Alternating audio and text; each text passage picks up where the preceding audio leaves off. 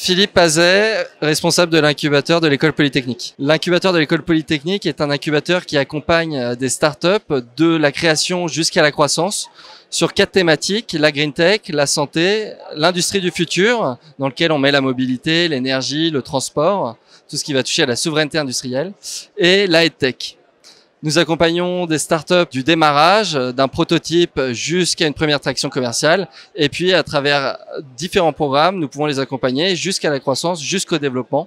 Et puis, généralement, jusqu'à qu'elle n'ait plus besoin d'un incubateur. Ce qui fait qu'on a décidé de venir à Techinov, c'est tout d'abord parce que on a eu l'occasion d'échanger avec la CCI de l'Essonne sur de nombreux projets. Et puis, on a pas mal de startups qui œuvrent dans le domaine de la tech, qui ont participé notamment à des concours de la CCI de l'Essonne. Donc on a entendu parler du salon comme ça. Et puis c'est à cette occasion qu'on a décidé de venir pour voir si ce salon correspondait effectivement à nos thématiques.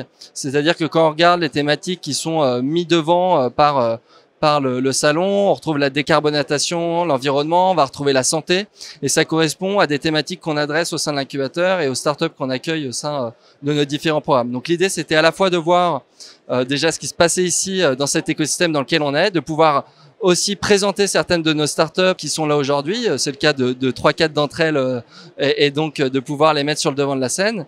Et puis enfin de faire des contacts dans cet écosystème de la tech sur ces thématiques-là, que ce soit des investisseurs, que ce soit des potentiels startups ou que ce soit d'autres types d'incubateurs ou de structures complémentaires à la nôtre. Effectivement, on a plusieurs startups ici sur le salon. C'est le cas notamment de Mandarin Robotics qui est juste à côté, qui est une startup dans le domaine de la mobilité. Première fois qu'on est présent sur le salon cette année. Alors déjà, ce qui est très bien, c'est qu'on retrouve pas mal d'acteurs de notre écosystème, que ce soit des incubateurs du plateau de Saclay ou des partenaires avec qui on a l'habitude de travailler. Donc c'est toujours très agréable de pouvoir se retrouver et d'échanger au-delà que sur des sujets très opérationnels, voilà, même de partager nos ressentis sur le secteur et sur ce qui se passe en ce moment.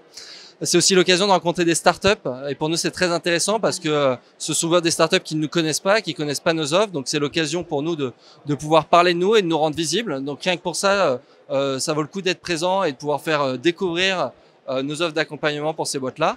Et puis enfin, je dirais que le plus intéressant, c'est aussi de rencontrer d'autres types de partenaires, des acteurs qui œuvrent et qu'on ne connaissait pas avant, qui œuvrent dans d'autres thématiques et sur lesquelles il y aura sûrement des choses à faire dans les prochains mois. Donc voilà, c'est une expérience assez positive.